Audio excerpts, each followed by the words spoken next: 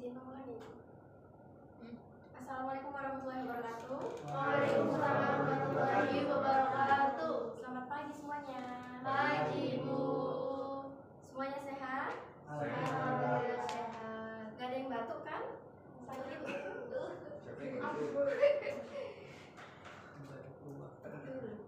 Udah sarapan belum nih pagi-pagi? Belum. Ada yang belum, ada yang sudah. Jangan lupa sarapan ya kalau pagi ya, supaya perut tidak sakit. Di sini Ibu akan menjelaskan apa itu teks narasi. Sebelumnya, ada yang tahu nggak apa itu teks narasi?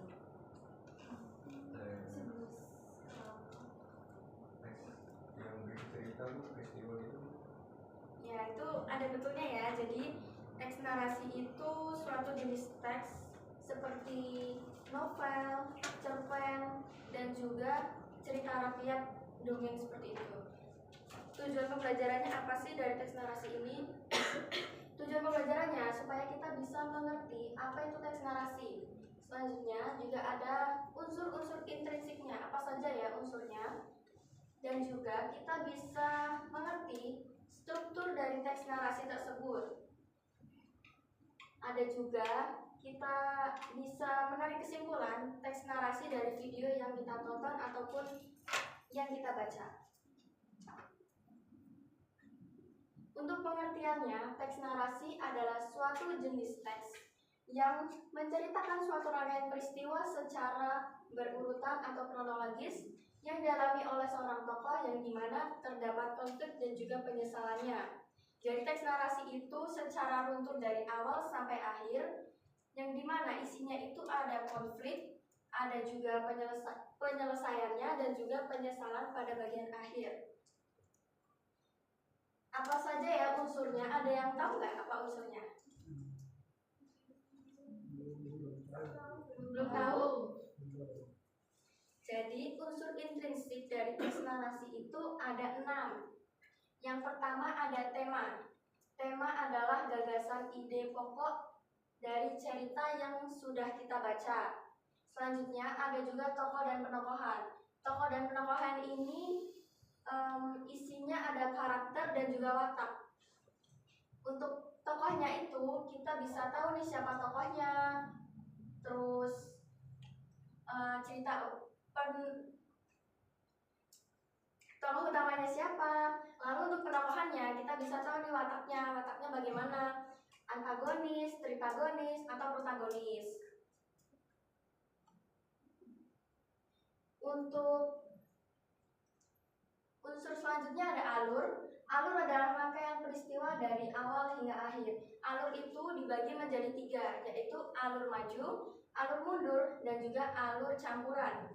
Untuk alur maju, kita menceritakan cerita dari awal sampai akhir itu secara runtut. Untuk yang mundur, alur mundur itu ceritanya dari masa depan, lalu kembali ke flashback masa lalu. Untuk yang campuran, itu menceritakan dari awal sampai akhir. Pada bagian pertengahan atau bagian akhir cerita akan mengalami flashback di masa lalu itu. Latar, kita bisa mengetahui rangkaian peristiwa dalam cerita itu di latar ini. Jadi latar itu dibagi menjadi 3. Latar waktu, suasana, dibagi 2, maaf.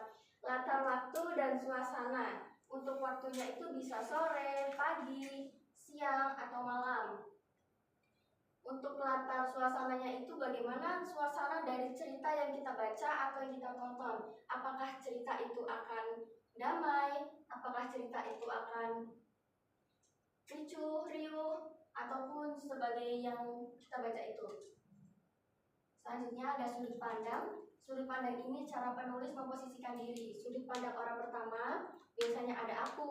Sudut pandang orang kedua biasanya bisa dia atau ia. Untuk unsur yang terakhir ada amanat. Amanat ini pesan moral yang bisa kita baca dari cerita itu, lalu kita sampaikan dari si penulis itu untuk si pembaca. Untuk selanjutnya kita ada struktur teks narasi. Struktur teks orientasi, komplikasi, resolusi, dan juga koda. Ada yang tahu nggak apa itu orientasi? Ya, jadi orientasi itu pengenalan awal cerita yang ditulis oleh penulis untuk pembaca. Selanjutnya ada komplikasi. Ada yang tahu apa itu komplikasi?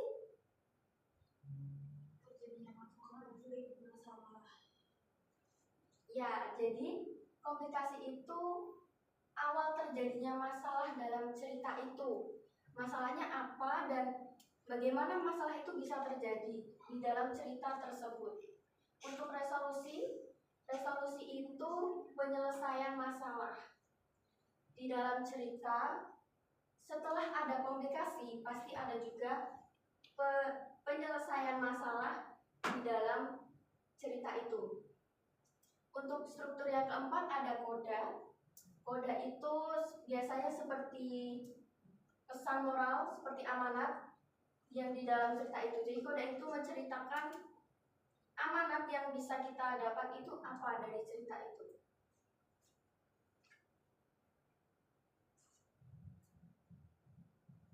Selanjutnya ada ciri kebahasaan dari teks narasi. Yang pertama itu kita menggunakan kata kerja tindakan. Kata kerja tindakan itu seperti apa ya? Ada yang tahu nggak?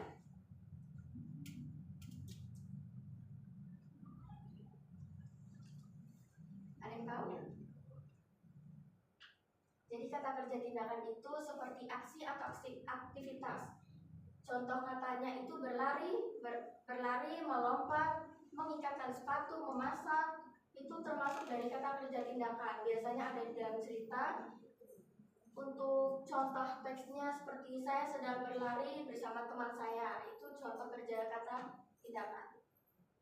Selanjutnya ada kata kerja penghubung urutan waktu.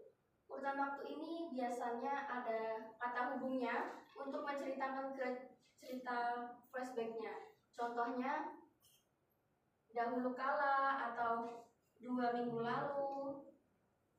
Bisa juga setelah itu. Untuk yang ketiga itu menggunakan kata langsung atau dialog. Biasanya menggunakan tanda kutip dan di belakangnya itu ada tokoh yang membicarakan kata itu. Contohnya si Andi bilang, "Wah, sepatu kamu bagus ya." Itu termasuk dari kalimat langsung atau dialog. Selanjutnya menggunakan deskripsi yang detail untuk menggambarkan latar atau suasana. Biasanya deskripsi ini diceritakan di tokoh juga, di cerita. Latarnya itu bagaimana, misal latar tempatnya, wah tempat ini bagus sekali ya, saya ingin sekali ke sana. Menggambarkan suasana itu bagaimana dalam cerita itu. Lalu di dalam cerita itu tokoh pasti akan berimajinasi menggambarkan bagaimana tempat itu, suasana itu yang sudah dibaca atau ditonton dari cerita itu. Buat anak-anak, ada yang suka baca cerpen gitu nggak? Cerpen, novel.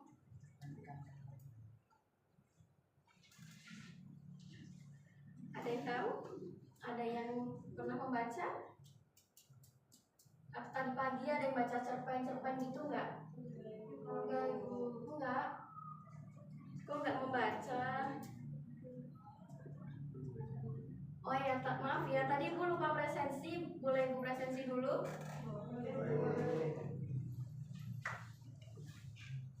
Nanti yang ibu panggil bisa mengangkat tangannya ya.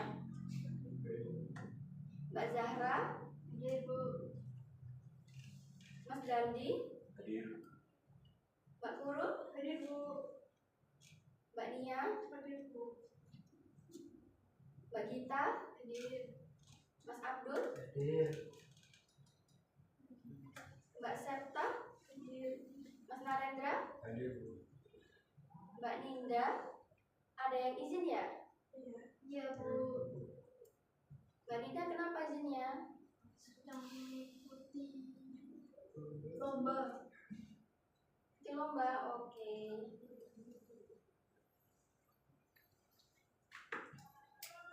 Di pada hadir ya, bagus sekali. Kalian pasti bersemangat sekali ya untuk mengikuti pembelajaran pada pagi hari ini. Semangat Ibu. Wah, semangat sekali ya. Jadi Ibu nanti akan membagikan kuis untuk kalian. Namun sebelumnya apakah ada yang ingin ditanyakan dari materi ini? Apakah sudah cukup mengerti? Jika ada yang tidak mengerti boleh ditanyakan ke Ibu ya. Di sini pada bawa handphone semua? Handphonenya boleh disiapin?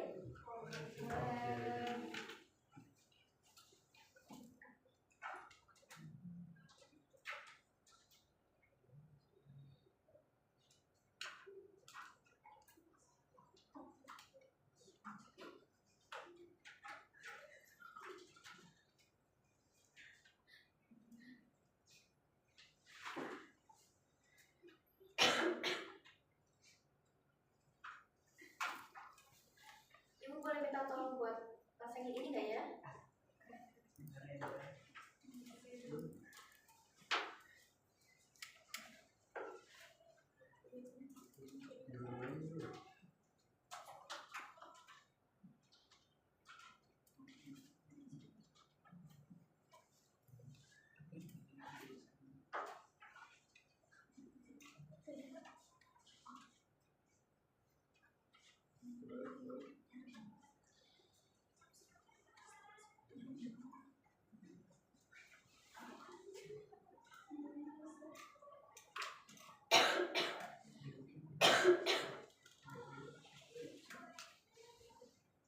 Ibu siapin sebentar ya.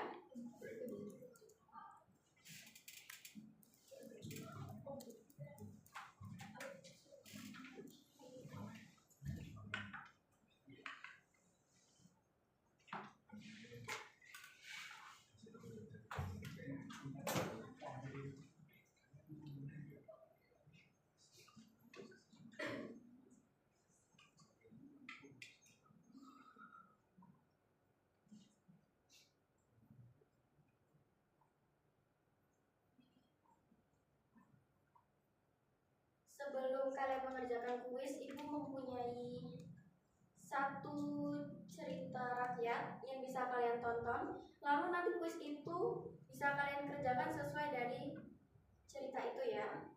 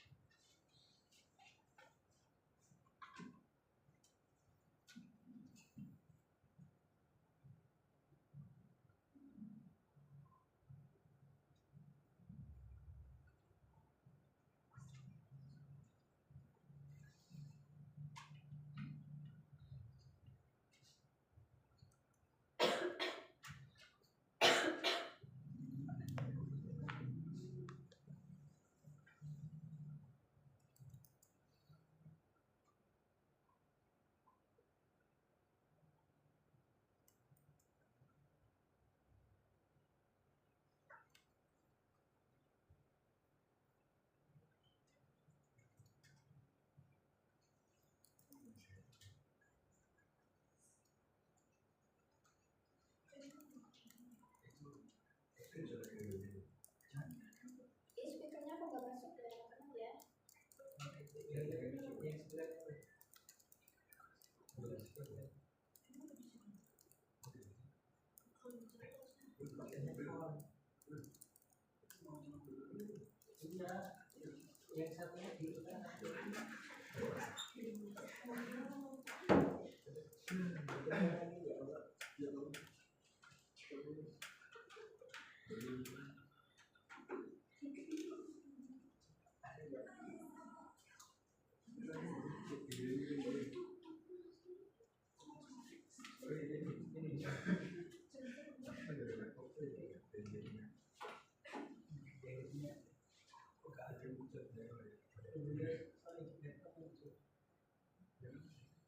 Kalau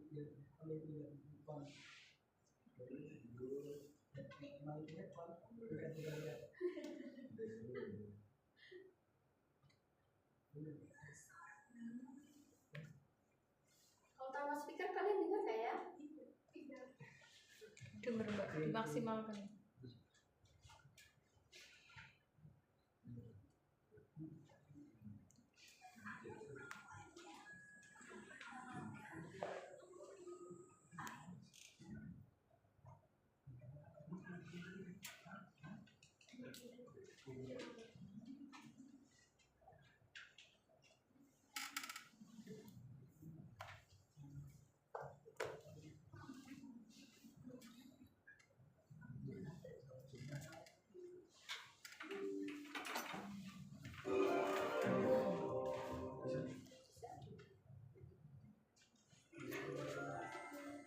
Batu menangis.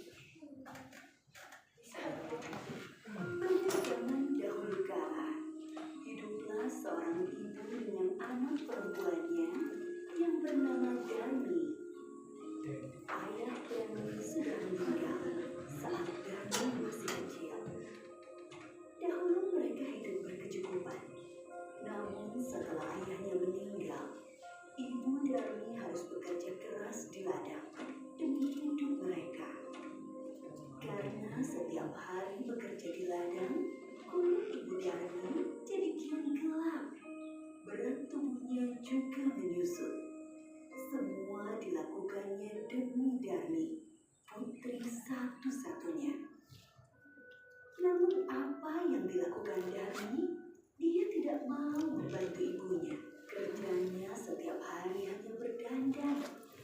Dia juga enggan keluar rumah karena takut kulitnya jadi gelap seperti ibunya. Suatu hari, ibu Darmi tidak bekerja di ladang. Dia akan bekerja sampai sore, sebab musim panen sudah tiba. Ibu Darmi berkata pada Darmi, Darmi, bisakah kamu memasak hari ini, nak? Ibu tidak bisa pulang siang ini karena harus menyelesaikan panen kita. Jika sudah selesai masak, maukah kamu mengantarnya ke ladang untuk ibu? Darmi yang sedang menyisir rambutnya yang indah terkejut. Tidak mau, Bu. Kalau aku masak, nanti rambutku bau tungku. Aku kan habis keramas. Lalu, kalau aku mengantar makanan ke ladang, kulitku jadi hitam. Aku kan habis luluran. Ibu Darmi hanya menggeleng-gelengkan kepala sedih. Di ladang, ibu Darmi bekerja dengan keras. Dia mengumpulkan hasil panen. Besok, dia akan menjualnya ke pasar. Dia tidak memperdulikan perutnya yang lapar. Saat lelah, dia beristirahat sambil meminum air kecil yang dibawanya. Dia berdoa dalam hati. Ya Tuhan, tolong kami. Ubahlah anakku. Lepaskan dia dari sifat malasnya. Setelah pulang dari ladang, ibu Darmi pulang ke rumah. Betapa terkejutnya. Di sana tak ada makanan yang bisa dimakan. Darmi sama sekali tidak memasak. Darmi yang melihat ibunya pulang malah marah-marah. Ibu ini kemana saja sih? Masa tidak ada makanan di rumah? Aku kan lapar. Seharian tidak makan. Darmi, tadi bukan sudah menyuruhmu untuk memasak? Aku tidak mau, Bu. Darmi meninggalkan ibunya yang kelaparan dan juga lelah. Keesokan harinya, ibu Darmi sudah bersiap dengan hasil panennya. Dia akan pergi ke pasar. Darmi, ikutlah ibu ke pasar, nak. Ibu membutuhkanmu untuk membawa hasil ladang kita. Nggak mau, Bu. Nanti kulitku kotor. Apalagi pasar kan becek. Aduh, aku nggak bisa membayangkan kulitku yang bersih ikutan kotor. Akhirnya, ibunya ke pasar sendiri dengan membawa hasil ladang itu. Sorenya, ibu Darmi membawa uang hasil panen. Tidak terlalu banyak. Hanya cukup untuk membeli benih dan makan beberapa hari. Darmi yang melihat ibunya sedang menghitung uang, segera mendekati ibunya. Bu, bedakku habis. Tolong belikan dong, Bu. Ya, besok Ibu belikan. Tapi kamu harus ikut supaya Ibu tidak salah beli. Akhirnya Darmi dengan terpaksa ikut ibunya pergi ke pasar. Tapi Darmi berbisik kepada ibunya. Bu, nanti kita jalannya jangan berdampingan. Ibu di belakangku saja. Kenapa, Darmi? Pokoknya Ibu jalan di belakangku. Darmi sebenarnya malu berjalan bersama ibunya yang berkulit gelap dan wajah yang tak terawat. Tiba-tiba, di tengah jalan, ada seorang teman Darmi yang menghampiri dan bertanya. Hai Darmi, kamu mau kemana? Aku mau ke pasar. Teman Darmi melihat ibu Darmi dengan pandangan bertanya. Dia siapa Darmi? Ibumu ya? Darmi yang tak ingin temannya tahu jika dia punya ibu yang kotor dan jelek, segera menjawab. Oh, dia pembantuku. Tentu saja bukan ibuku. Amit-amit deh. Betapa sedih saat ibu Darmi mendengarnya, namun hanya ditahan dalam hati. Mereka melanjutkan perjalanan. Darmi bertemu dengan temannya yang lain. Darmi, kau mau kemana? Aku mau ke pasar. Ngomong-ngomong, siapa yang ada di belakangmu? Apa dia ibumu? Bukan. Dia bukan ibuku. Dia pembantuku. Sungguh hati ibu Darmi semakin sedih. Begitu tega anaknya mengakui dirinya sebagai pembantu. Namun sekuat tenaga dia berusaha menahannya. Sampailah Darmi dan ibunya di pintu pasar. Saat mereka akan memasuki pasar, lagi-lagi Darmi bertemu temannya yang lain. Darmi, tumben kamu pergi ke pasar. Siapa yang berjalan di belakangmu? Ini pembantuku.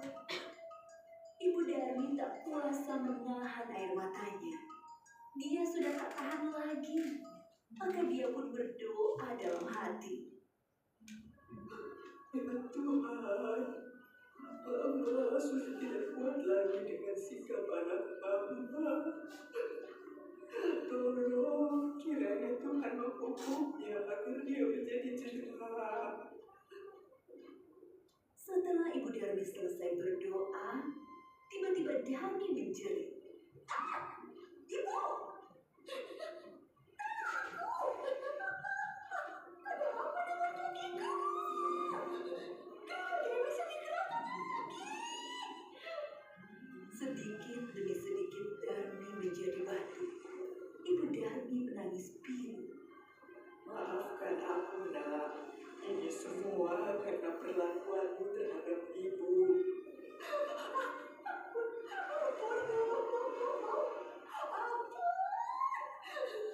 Aku tidak akan mengulanginya lagi.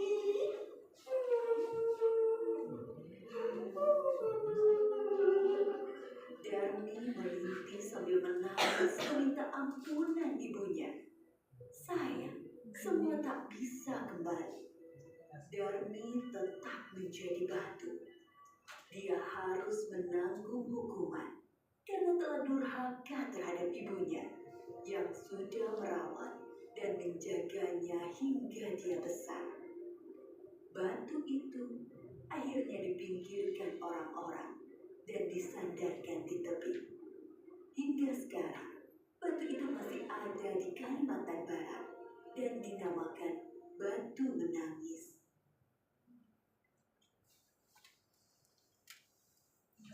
Kita sudah menonton dari cerita ini, apakah ada paham apa yang terdapat dari cerita itu?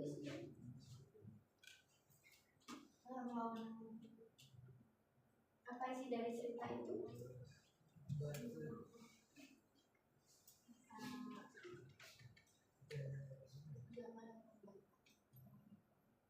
Iya, kita nggak boleh membantah orang tua atau menghina orang tua kita sendiri. Setelah kalian menonton cerita rakyat ini, ibu minta kalian menyiapkan handphone kalian, lalu kalian bisa mengisi kuis dari ibu ya.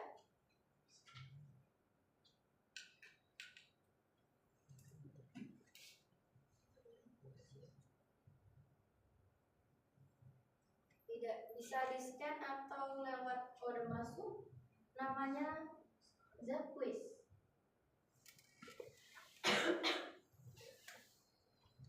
Sudah?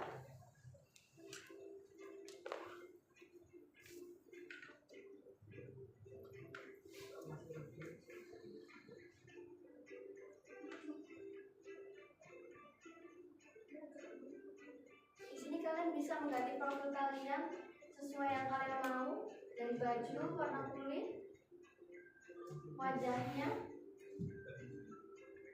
ada di bagian profil sini.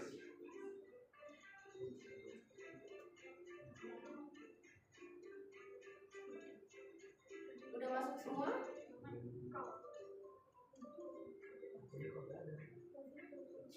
Ada?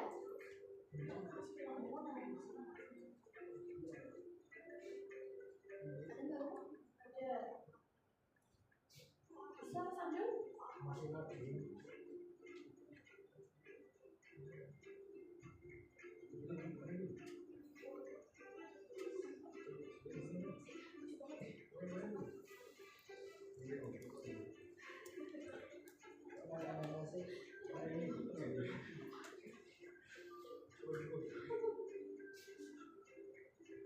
Kalau bisa namanya pakai nama kalian saja ya.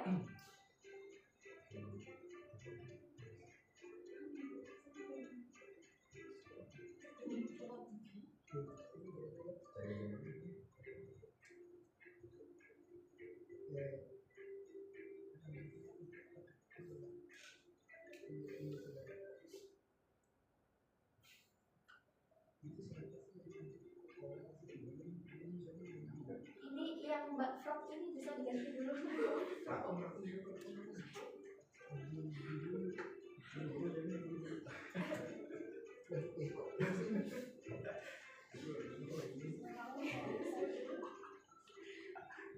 Dinosaur ini siapa ya? Dinosaur.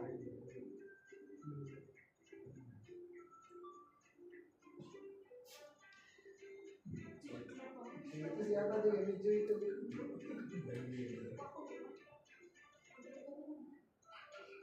Udah masuk semua?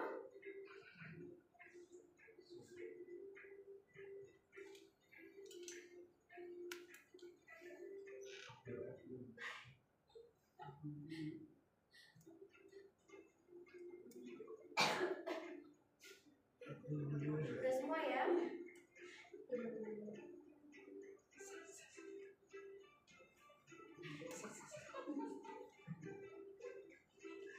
Mungkin kita main 5 menit cukup atau 10 menit? Cukup. Oke, 5 menit cukup ya?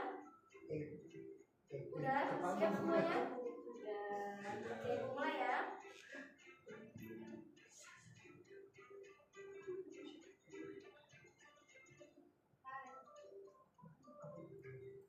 Ini apa temanya? Jadi kalian itu seperti berebut gitu loh. Nanti kalian merebut seperti jawabannya itu.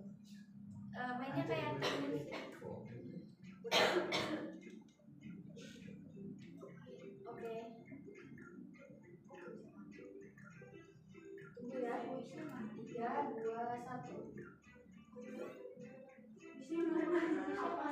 Kuisnya kalian jalan deketin kotak-kotak itu dulu.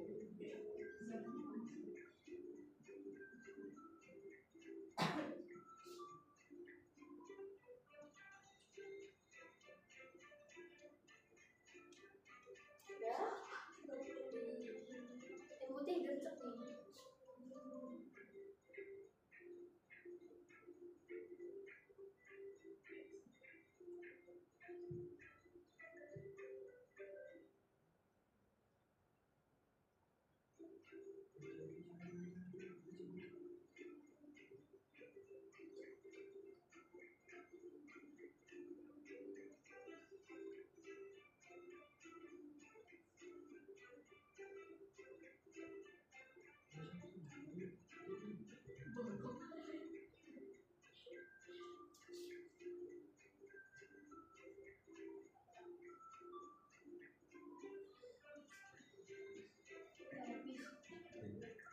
Maaf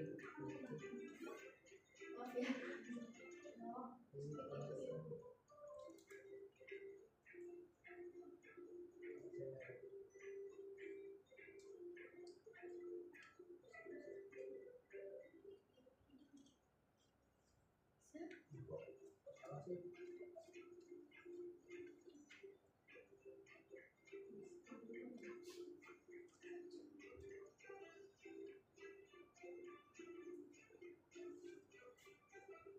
Yang biru udah menyusun nih. Tim putih gimana tim putih?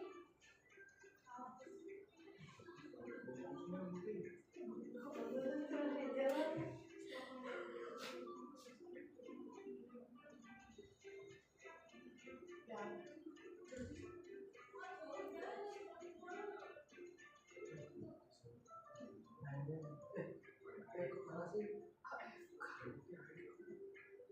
Gue hijau ya.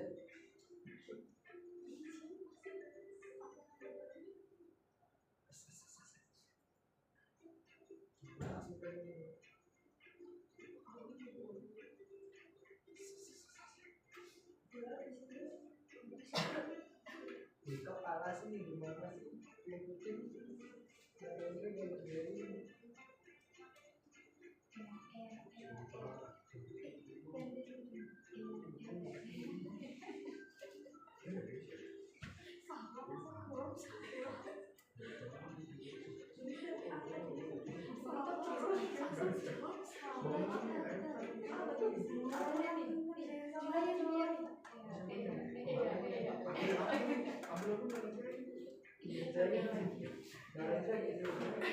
Masih ada 2 menit. Ini siapa sih yang biru itu?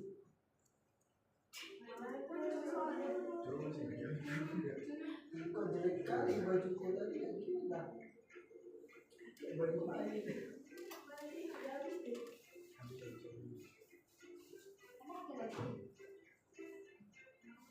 Nanti dong. Ini lagi seru.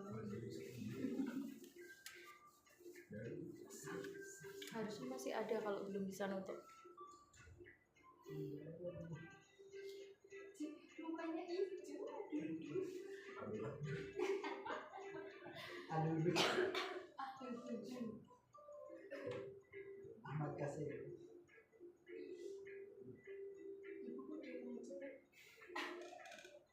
Ya ini kok nggak ada ini sudah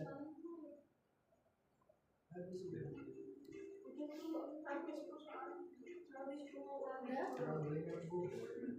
Kurang banyak. Kita enggak sih. Mana di sini.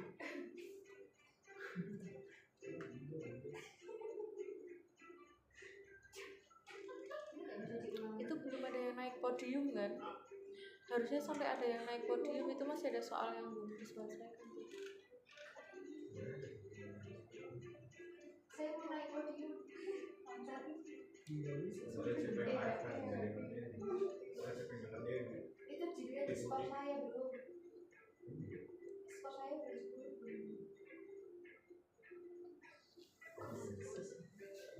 Aku sudah pemilih 10. Aku kalau di 10 siapa yang jawab? Aku saya suruh detik lagi. Aduh. Kita foto.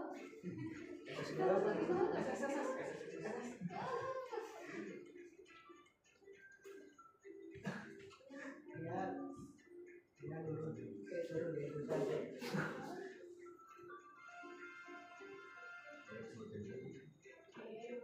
Kok sama? Poinnya sama. Dia cuma paling kangen loh.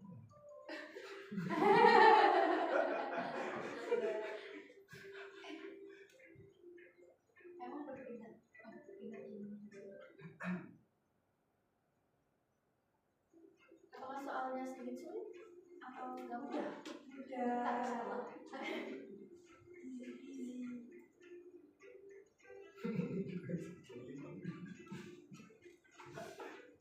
Jadi kalian sudah sedikit mengerti ya mengenai teks narasi itu, bagaimana melalui pertanyaan itu?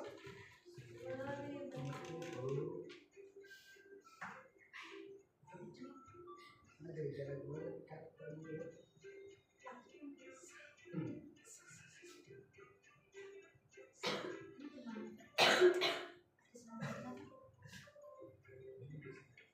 Oke, jadi yang sudah dijelaskan mengenai teks narasi tadi bisa dipelajari lagi di rumah atau dibaca-baca kembali supaya kalian lebih bisa mengingat apa itu isi dari teks narasi itu. Ibu tutup ya. Sekian dari pembelajaran Ibu pada pagi hari ini. Semoga pembelajaran ini bisa kalian tangkap isinya, bisa kalian pahami. Pada masih asik di sini ya. Iya. Oke, nggak apa-apa. Sekian dari Ibu. Kita tutup dengan baca hamdalah. Alhamdulillahirobbilalamin. Terima kasih. Semoga kalian sehat selalu. Semoga kalian bisa mengerti ya apa yang sudah Ibu sampaikan mengenai teks narasi ini. Sekian dari Ibu. Wassalamualaikum warahmatullahi wabarakatuh. Waalaikumsalam warahmatullahi wabarakatuh. Terima kasih Ibu. Cukup 2 orang. Kan betul kan, habisnya 12.50 kan? Iya kan? Yang enggak daripada ini. Hah? Apa? Nanti